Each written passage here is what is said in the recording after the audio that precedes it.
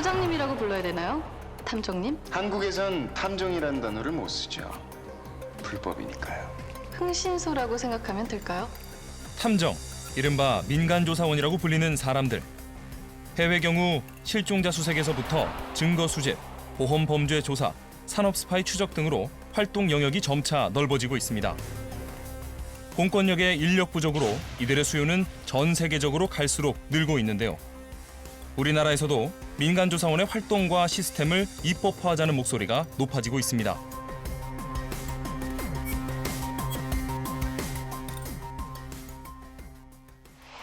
제가 사이버 범죄를 당했어요. 근데 어떤 단체에서 조직적으로 이제 사람들 아이디 해킹을 해서 그 안에 제가 포함이 돼 있어가지고 제 신상이 노출이 됐었거든요. 근데 그것 때문에 제가 여러모로 타격을 좀 입어서 경찰서에 가서 이제 진정서를 내고 이렇게 했는데, 솔직히 공권력이 모든 국민들을 커버할 수는 없겠지만 저만 있는 게 아니다 보니까 수사가 되게 오래 걸리더라고요. 근데 그 와중에 제 신상이 노출된 상태라 이미 피해를 계속 보고 있고, 그래서 되게 불안하더라고요. 정작 도움이 필요할 때 뭐 국민 저 같은 사람을 도와줄 수 있는 이제 탐정분들이나 민간 조사분들이 있으면 든든하겠다는 생각을 많이 했어요. 전문 직업으로 인정된 탐정들이 많아져서 어려움에 처한 사람들이 쉽게 도움을 받을 수 있는 법이 생겼으면 좋겠습니다.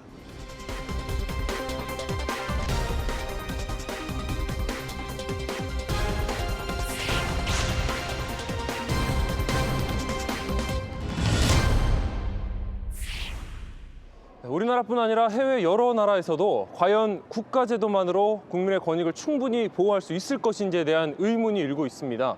이에 대한 해결책으로 탐정제도, 즉 민간조사원을 긍정적으로 활용하고 있는데요.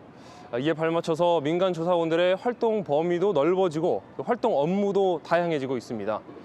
오늘 국민입법 제안 우리가 만드는 세상에서는 우리나라에서는 아직 개인의 사생활 보호 문제 등으로 찬반 논란이 일고 있는 민간조사원 제도 입법화에 대해 알아보겠습니다. 영화에서 좀 본 것 같아요. 누가 나를 지켜보고 있지 않을까 하는 그런 생각 때문에 불편할 것 같아요. 사생활 침해랑 노출하고 싶지 않은 부분까지 노출이 되고, 불법적으로 흥신소가 그런 역할을 하고 있잖아요. 경찰한테 의존하는 것도 너무 부담이 될 수 있는 사람이 있으니까 국가의 감독 하에 그런 게 이루어진다면 국민들한테 도움이 될 것 같습니다. 네. 아무도 모르게 2명의 탄원을 살해한 팬텀은 이 안에 있어요. 탐정 또는 민간조사원은 공권력의 도움이나 개입을 기대하기 어려운 사적 의문과 궁금증 해소에 그 기여도가 높이 평가돼 경제협력개발기구 35개 회원국과 유럽연합 28개 회원국 등 대부분의 나라에서는 보편적 직업으로 뿌리내린 지 오래입니다. OECD 국가 중 한국에만 없다는 탐정법. 1998년 15대 국회부터 지금까지 20년째 통과되지 않고 있는데요. 그 이유는 도대체 무엇일까요? 탐정이란 그 사전을 찾아보면은 훔쳐보다, 엿보다, 간첩행위, 사생활 침해, 남의 뒷조사, 아주 부정적인 의미가 있습니다. 영어로 말하면 프라이빗 디텍티브. 탐정은 부정적인 의미가 있기 때문에 가능한 PI, 프라이빗 인베스티게이터, 그 민간 조사원으로 하는 게 좋습니다. 경찰청하고 법무부하고 서로 관리 감독하겠다는 것 때문에 많이 지연되고 있죠. 더 나아가 민간조사원 제도는 부족한 공권력을 메워줄 수 있는 좋은 제도다, 혹은 사생활 침해 문제가 있다라는 팽팽한 찬반 논란으로 법 제정이 계속 지연되고 있습니다.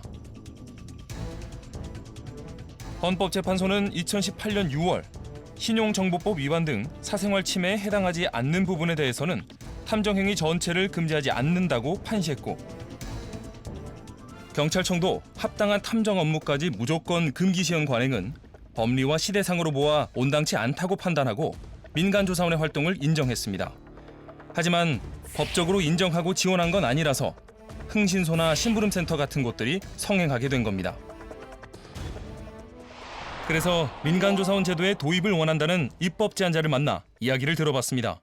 이제 조직적으로 이제 사람들의 아이디를 다 해킹을 했더라고요. 그 사람들이 제 그 정보를 가지고 여기저기 사기를 쳤더라고요. 마트에서 이게 신상 정보 이렇게 쓴 적이 있는데 거기서 아마 팔지 않았나. 누구라도 당할 수 있는 범죄들. 그럴 때 제대로 보호받지 못한다면 불안감은 더 커질 수밖에 없습니다. 이제 흥신소나 이제 심부름센터 같은 데도 조금 알아보기도 했는데 어리다는 이유로 좀 사기도 거기서 또 사기 당할 수도 있으니까 주변에서 좀 말리더라고요. 공권력이 감당할 수 없는 사건 사고들, 그 안에서 피해를 보는 건 국민들입니다. 실제로 민간 조사업을 이용하는 사람들의 이야기를 들어보면 절박하고 가슴 아픈 사연이 많다고 합니다. 그렇다면 민간 조사원들은 어떤 방식으로 고객들의 의뢰를 해결하고 있을지 찾아가 확인해봤습니다. 이거 같은 경우는 이제 몰래 카메라나 도청 장치, 불법 전파를 예, 탐색하는 거군요. 전파를 탐색. 요즘 그 문제가 되고 있는 몰래 카메라, 뭐 화장실, 공중 화장실, 그다음 뭐 숙박업소 이런 데서도 많이 의뢰가 들어오고 있고요. 집무실이라든가 회사 임원실 이런 데서도 지금 많이 의뢰가 들어오고 있습니다. 민간조사원 제도를 법적으로 인정하고 시스템을 체계화시키자는 목소리가 높아지고 있지만 한편으로는 개인정보 유출 등으로 인한 사생활 침해 문제나 전직 경찰의 전관 예우 등에 대한 우려의 목소리가 큽니다. 그렇다면 전문가들은 이런 사안에 대해서 어떻게 생각하고 있을까요? 사실 지금 우리나라에는 탐정업을 둘러싼 탐정업을 제어할 수 있는 20여 개의 개별법이 있습니다. 탐정업 관리법이라는 것이 하나 더 별도로 생긴다면은 탐정업은 정말 일탈을 할래도 할 수가 없는 그런 여건이 된다고 보겠습니다. 탐정에게 사생활 조사 또 신원을 조사하게 하는 허용하거나 용인하는 나라는 없습니다. 우리나라에서 탐정업이 허용된다 하더라도 개인 사생활, 즉 개인 정보를 취득하게 하는 것은 있을 수가 없는 일이죠. 개인정보보호법에서 엄연히 금지되고 있습니다. 두 휴대폰을 동기화시켜서 원격 조정을 하려는 거예요.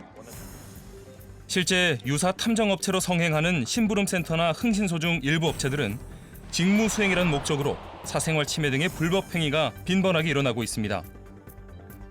하지만 사후 단속에만 의존하고 있는 상황, 이들 업체의 불법 행위와 사생활 침해 행위를 단속하는 데 한계가 있다고 합니다. 일명 탐정법이라는 법을 만들어 국가기관의 지도 감독을 받아 오히려 불법 행위를 방지할 수 있다고 보는 겁니다.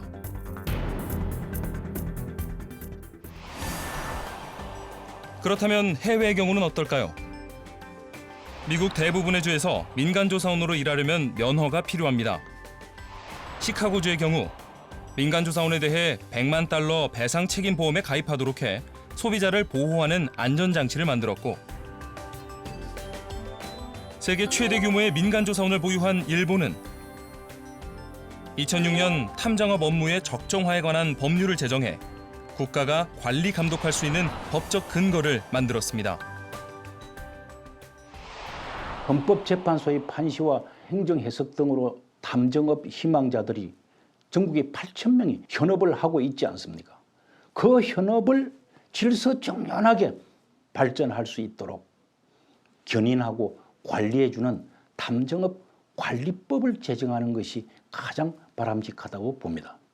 민간조사원을 법 제도화를 잘 해가지고 국민이나 정부에서 인정하는 매뉴얼을 만들어서 전문가로 활동하면 아마 손색이 없을 겁니다.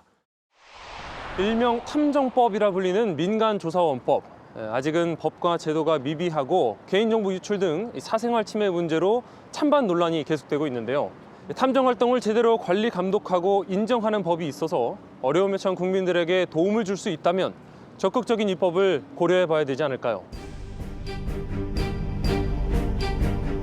전문적인 민간조사원들이 제대로 관리되는 시스템. 국민 입법 제안 우리가 만드는 세상이 민간조사원 입법 제안을 응원합니다.